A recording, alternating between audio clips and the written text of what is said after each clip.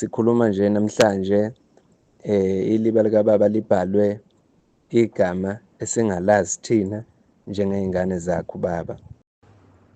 Ngicela ukuthatha leli thuba ngibingelele obingelelayo uGusheshe okwaNhleko kwaNongoma, ozalwa ngey'hogohogo zelanga zagigangiyeka uzanganamweza nabasekoloni. Lashosha idada lashiya amachwane mfana uthe uyasunduka wasunduka kamuva usunduke nendoda. Siphekepheke ubiziwe kwakhetha umthandazo uwubekile. Ubaba uzala mina lowo uMgilija obekade engumdidiyeli wamabutho. Namhlanje ngithi angithathe leli thuba ngikuveze lokhu kwi-social media, ngiphinde nginxenxe kakhulu kubantu abangaselekelela sizingane okanye singumndeni kababa uMgilija. Sidinga ukwelekelelwa kakhulu esimeni esibhekane naso njengamanje. Ngizoqale ngichaze lokhu ukuze mhlampe ukuze abantu bezokwazi ukuthi mhlampe beqonde kahle kahle ukuthi kungani ekugcineni sigcina sicela usizo, ingoba amandla okuthi siyiphothule lento esiqaliwe singenayo. Kunomuntu mhlampe yena uyoyivelela ngendlela ayoyivelela ngaye. Angifuni ukukhuluma ngaye kakhulu cause mina angimazi. Wayexhumane nelunga lomndeni elithile engeke ngize ngilidalule igama lalo, kodwa wayexhumane nelunga lomndeni ekuthenini uzosisiza asixhase ngokuthi asithengele itshe, i-tombstone ukuthi kufakwe itshe elibeni likababa. So wayesevumelana nalo ayevumelane naye emndenini ukuthi uzosisiza. Ukusisiza kwakhe-ke angisho ukuthi namhlanje ngizokufela amathe noma ngikubona kwakungasifanele, cha kwakusifanele. Ilo owakithi owayexhumane naye ngento e-wrong. Uthe mayese esifakile isandla lo owayesilekelela, umgudu wokuthinta iliba lomuntu ongasekho alilandelelwanga ngendlela okuyiyonayona. Sikhuluma nje namhlanje iliba likababa libhalwe igama esingalazi thina njengey'ngane zakhe ubaba, kodwa bathi igama lakhe, kodwa kwi-I_D yakhe alikho, asilazi. So kungokuqala lokho esikucelayo ukuthi leliya gama sithole ukwelekeleleka ukuthi lisuke. Ebese kuba ukuthi-ke lagcina iliba likababa lifakiwe lase liyambozwa kusukela ngoMarch 2024 kuze kube yimanje limboziwe, alikaze lize lembulwe.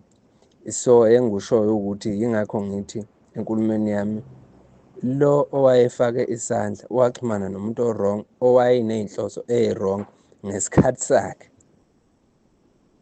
So yingakho ngithi waxhumana nomuntu o-wrong ngoba iliba lagcina lingembuliwe, namanje lisambozwe ngalezi ndwangu elalimbozwe ngazo. So namhlanje sizokhuleka kakhulu, ubaba osizalayo ubengesiye owethu, ubengowabantu bonke, njengoba naye ayehlale esho ukuthi yena ungowaseNdlunkulu. Yize-ke wayengesiye owaseNdlunkulu enguNhleko ngaSibongo, kodwa ngokwemisebenzi yakhe wayesho ukuthi usebenzela iNdlunkulu. So siyakhuleka kakhulu kubantu abangasisiza beselekelele, amandla asinawo. Ukube mhlampe lo owayevelile ekuqaleni wathi uzothenga, uzokwazi ukuthi athenge itshe and then bese beyalifaka, sasiyolinda simlinde ukuthi cha, ayi sicela ume usibambele kanjalo leyo mali yakho ozosithengela ngayo itshe, sikwazi ukuthi mhlampe-ke sithole nabanye abangasilekelela ngokunye ekuthenini lokhu yes usulifakile itshe, but kune-process-ke ilandele njengokwembula kwalitshe. Ngeke vele usuke ulembule nje itshe uvele hlabula mthuthu wembule itshe. So sasiyofuna yonke leyo nto leyo, sicele sinxenxe kubantu ukuthi cela niselekelele, nakhu sibhekane nesimo esikanje. Ukube akazavele lo owayevelile ekuqaleni wathenga itshe, ngabe namhlanje asikho kule nkinga esikuyona, ngoba ngabe saliyeka iliba likababa laba kulesiya simo elalivele likuso. Lalingenankinga, lalingenalutho, kwakuyiliba nje elifana nawo wonke amaliba abantu abangasekho. Hhayi ukuthi mhlampe lona lase lixake ngaleyo ndlela, mhlampe selimagebhugebhu, selibheke phezulu noma liyinhlekisa. Cha, lalifana nawo wonke amaliba abantu abangasekho anormal, njengakuthina amaZulu ukuthi itshe liye libe normal nje. Abanye baye bebeka amatshe, abanye kuye kube inhlabathi bese libiyelwa ngamahlahla, iliba elinormal. Sasiyolenza mhlampe after 30 years uma sesithola amandla njengomndeni ukuthi silenze, mhlampe after 40 years kusuke kungento esuke ijaheke ngaleyo ndlela. Kodwa ingakho ngisho, ngilokhu ngikusho futhi namanje ukuthi lo muntu owayexhumane nelunga lomndeni ekuqaleni, waxhumana nelunga lomndeni elaliyigebhele ngendlela elaliyigebhele ngalo ukuthi lizothola mhlampe amangqoshana ekwenzeni leya nto leya, ilunga lomndeni. Angimgxeki lo owasithengela itshe, sabonga yize singazange size sibonga, kodwa siyabonga ngendlela yokuthi waselekelela, kodwa waxhumana nomuntu o-wrong, owayeney'nhloso ezi-wrong ngesikhathi esi-wrong. So-ke siyakhuleka kakhulu, even ngisho nakumalunga asendlunkulu siyaphaphatha ukuthi siyacela ukuthi kube khona abavelayo ekuthenini beselekelele. Ngisho nangembuzi, ngisho nangenkonyane singakwazi ukuthi uma kukhona ovelayo ngezimo ey'kanjalo, nangey'dingo esingabhekana nazo mase kufanele ukuthi lembulwe, liphinde lilungiswe kule phathi yamagama. Siyacela kakhulu kongavela nangavela ngakho, siyanxusa kakhulu ukuthi sengathi bengasilekelela ukuze sizokwazi ukuthi sidlule kulesi simo esikuso, ngoba mina njengendodana yakhe ngiye ngibuze kakhulu ubuhlungu uma ngisekhaya, ngoba ngiye ngithi uma ngiya khona ngifike ngilibuke indlu umuntu omdala akuyo, ngiyibuke ukuthi uma usucabanga umuntu ophakathi, lo muntu olele phakathi kuleliya liba, ubuka iliba kulo, ubona leziya ndwangu elimbozwe ngazo, kuye kimi enhlizweni ngaphakathi, ngoba mina nobaba sikaze sithandane, sikaze siqomane, uyangizala, ngiphuma esendweni lakhe.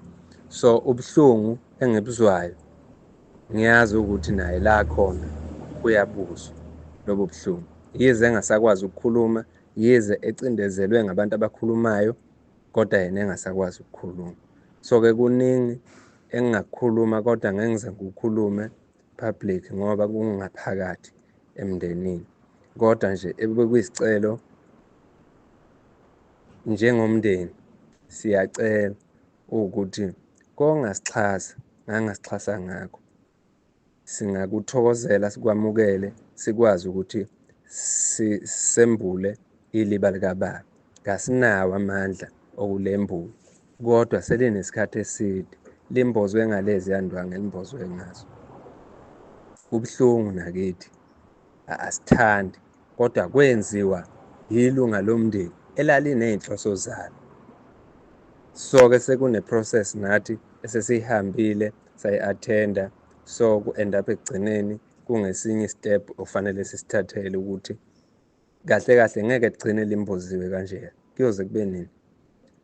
So siyacela kubantu, abaholi abathile asebenza nabo, amalunga zenduna, amalunga asendlunkulu, nakubo bonke nje abantu ade bemthanda abanamandla okuthi bengaselekelela, ngiyacela ukuthi beselekelele. Uma kuwukuthi mhlampe ukhona obuzwayo mhlampe lobuhlungu esibuzwayo njengomndeni wakhe ubaba Mgilija, besicela ukuthi mhlampe axhumane nami enombolweni yami, ngizobe ebuze nanoma yini-ke mhlampe athanda ukuyibuza, mina ngizomchazela and then bese selekelela ngendlela angaselekelela ngayo. Akukho-ke mhlampe okunye ekutheni engingakusho, kodwa nje ukuzophaphatha kubo bonke abantu uhambe esewumuntu wama-social media ubese edume kakhulu kuma-social media, kodwa ingakho siwumndeni sithathe isinqumo sokuthi noma mina ngithole imvume emndenini wokuthi lolu daba ngilikhiphe kwi-social media ngoba ubaba ubengesiye umuntu wethu.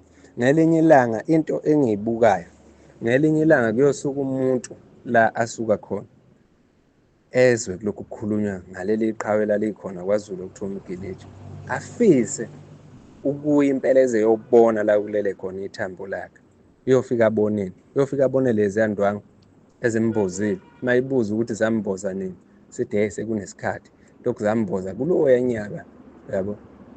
Bese ebuyela emuva umuntu enesithombe esingesihle kahle, kanti indlu yomuntu ongasekho ihlonishwe kakhulu, osuke ayekade eyiqhawe ngale ndlela ubaba ayeyiqhawe ngayo. Ngiyathokoza esikunxenxayo nesikucelayo uxhaso kunoma ubani ongakwazi ukuthi aselekelele ngoxhaso angaselekelela ngalo. Kungakuboka abantu, kodwa nje siyabonga, ngiyathokoza.